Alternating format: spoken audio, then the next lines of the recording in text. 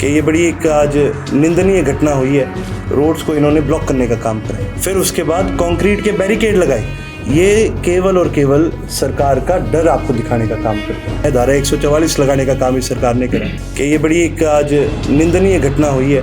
Roads को इन्होंने block करने का काम करा, फिर उसके बाद कंक्रीट के बैरिकेड लगाए। ये केवल और केवल सरकार का डर आपको दिखाने का काम करता है। धारा 144 लगाने का काम इस सरकार ने करा। सरकार साथियों का मैं धन्यवाद करना चाहता हूँ और आप सभी का स्वागत करना चाहता हूँ। आज की ये प्रेस कॉन्फ्रेंस रखने का जो हमारा मेन आज मुद्दा था, अब दो मुद्दे बन चुके हैं।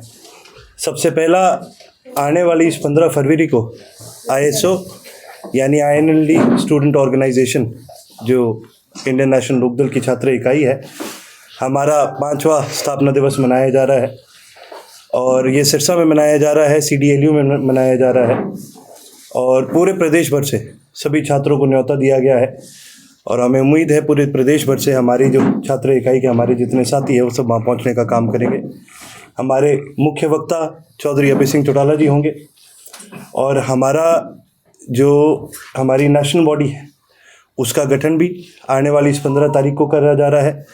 साथ ही साथ छात्रों के कई मुद्दे हैं जिनको ISO ने पहले भी बड़ा हाईलाइट करने का काम करा है। उन्हीं मुद्दों को हम आगे हाईलाइट करने का काम करेंगे और कई नए मुद्दे हैं जो इस बजट के बाद प्रदेश के आगे आने जा रहे हैं, इस देश के छात्रों के आगे आने जा रहे हैं। उन सभी मुद्दों के ऊपर हम उस दिन चर्चा करने का भी काम करेंगे।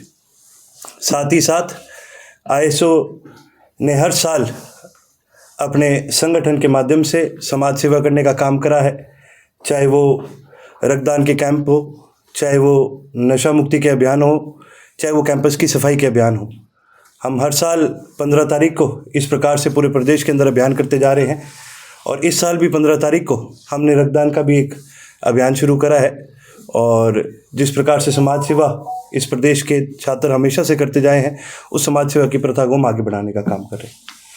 साथ ही साथ आज एक और चीज़ के बारे में भी आप सभी साथियों से मैं चर्चा करना चाहूँगा कि ये बड़ी एक आज निंदनीय घटना हुई है कि जो हमारे प्रदेश की सरकार है, जो देश की सरकार है, इसने किसानों को रोकने के लिए सिर्फ इस बात के डर से कि भाई किसान इकट्ठे हो रहे हैं, पूरे प्रदेश के अंदर एक तरह से सारी रास्तों को, सारे रोड्स को इन्होंने ब्लॉक करने का काम करा है।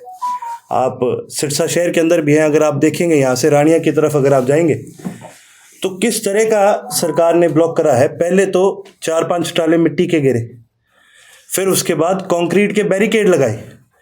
कंक्रीट के बैरिकेड के बाद जो पुरानी पाइपें पड़ी होती है कंक्रीट की, वो लगाई उसके आगे और फिर उसके आगे पुलिस का बैरिकेड लगाया। आप सोच सकते हैं इतनी भयंकर बैरिकेडिंग सरकार ने आज जो करी है, ये केवल और केवल सरकार का डर आपको दिखाने का काम करता है।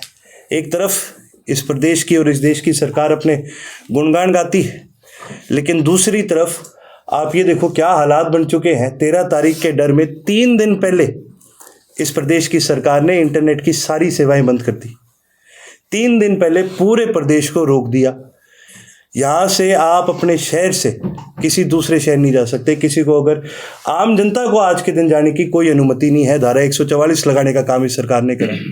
आप मेरे को ये बताइए, कोई आम आदमी किसी को डॉक्टर के जाना भी हो सकता है, किसी को अपनी रिश्तेदारी में जाना हो सकता है, किसी को काम हो सकता है, किसी का कोई बहुत ज़रूरी काम हो सकता है। केवल और केवल इस डर की वजह से आज पूरे प्रदेश की जनता को दिक्कतें झेलनी पड़ रही है। हम सभी इस बात की बहुत ज़्यादा निंदा करते हैं। बाकी आपकी तरफ से कोई भी सवाल हो आज के दोनों विषयों के बारे में तो आप खुल करके इस बारे में चर्चा कर सकते हैं। उसका आपका जो स्थापना दिवस पे किस तरह के कार्यक्रम रहेंगे? स्थापना दिवस पे हमारा जो एजेंडा है ISO का, उसको विस्तार से डिस्कस किया जाएगा। हमारी क्या विचारधारा है वो आपके आगे रखी जाएगी और साथ ही साथ 2 बड़े एजेंडाज हैं आज के दिन। एक तो स्टूडेंट्स की बढ़ती फीस को लेकर के, आज सरकारी कॉलेजों के अंदर भी स्टूडेंट्स की फ़ीस को बढ़ाया जा रहा है और प्राइवेट कॉलेजेस को ज़्यादा बढ़ोतरी दी जा रही है। इसकी वजह से हमारे प्रदेश के अंदर एजुकेशन की एक बड़ी कमी आई है और एजुकेशन की जो क्वालिटी है वो भी गिरी है। आज हमारे प्रदेश का छात्र, इस देश का छात्र अपनी पढ़ाई अच्छी तरह से कर नहीं सकता और प्राइवेट कॉलेजेस में ज़्यादातर जो बच्चे जाते हैं उनके माता पिताओं को लोन उठाना पड़ता है उनको वहाँ पढ़ाने के लिए। आज हमारे हालात ये बन गए कि बच्चों को पढ़ाने के लिए भी अगर लोन उठाना पड़ जाए तो ये बड़ी निंदनीय चीज़ है। और इसकी सारी जो जिम्मेवारी है बाद में वो उसी छात्र के ऊपर आती है, और जब उसको सैलरी नहीं मिलती, उसको रोजगार नहीं मिलता, तो वो बेचारा डिप्रेशन की तरफ भी चले जाता है कि कहीं क्राइम की तरफ भी चले जाते हैं। और दूसरी चीज़ जो हम एक डिस्कस करना चाहेंगे, एक हमारा बड़ा एजेंडा है जो सरकार ने जो बेसिकली पूरे एजुकेशन सिस्टम को ओवरऑल करने का जो फैसला करा है, जो सेमेस्टर सिस्टम लाने का काम करा है, इसकी वजह से भी छात्रों को बड़ा नुकसान है।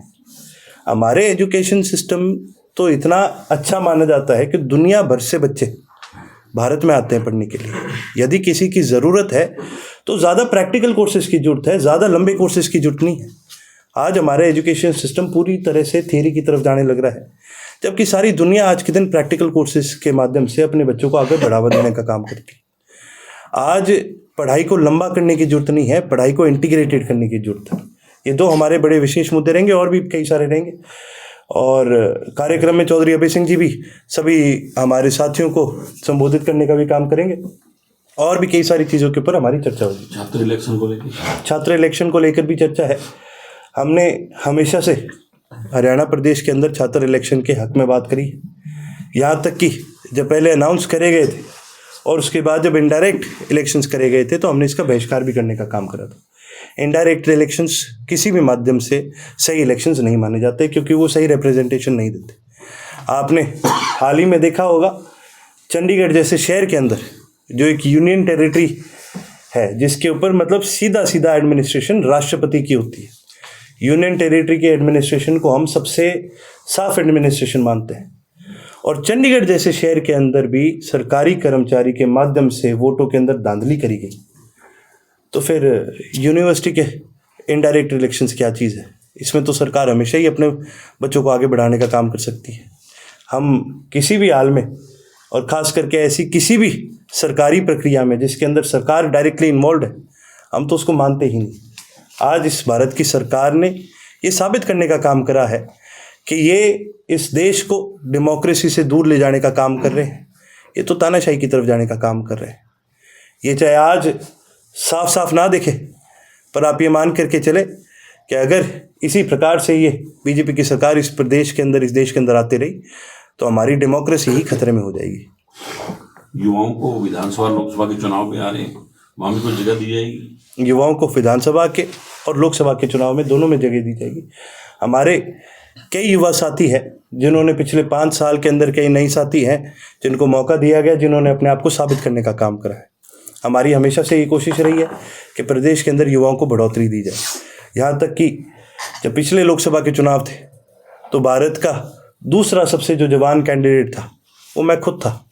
इस पार्टी ने एक युवा को एक बड़ा मौका दिया, और उस समय तो मैं स्टूडेंट भी होता था, तो एक छात्र को और एक युवा को एक बड़ा मौका देने का काम करा, और उसी प्रथा को हम आगे बढ़ाने का काम करेंगे। हमारे कई युवा साथी हैं, जैसे कि मैंने कहा, जिन्होंने अपने आप को काफ़ी काबिल साबित करा है। मैं उम्मीद करूँगा कि पूरे जिले की कमेटी, पूरे हल्के की कमेटी उनकी काबिलियत को माने और उनका नाम आगे बढ़ाने का काम करे। और जी कोई सवाल?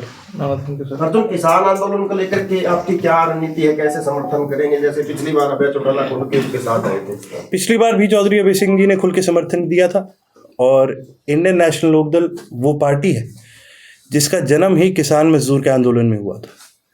हमने हमेशा से किसान को प्राथमिकता, मजदूर को प्राथमिकता देने का काम करा है।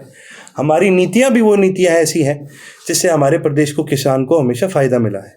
उसी प्रकार से आने वाले समय में भी संयुक्त किसान मोर्चा कभी भी कोई फैसला लेती है, हमने पूर्ण तरीके से उनका सहयोग भी करा है, उनका समर्थन भी करा है, और हमारा एक एक कार्यकर्ता किसान आंदोलन में इस प्रदेश के और इस देश के एक एक किसान के साथ खड़ा है।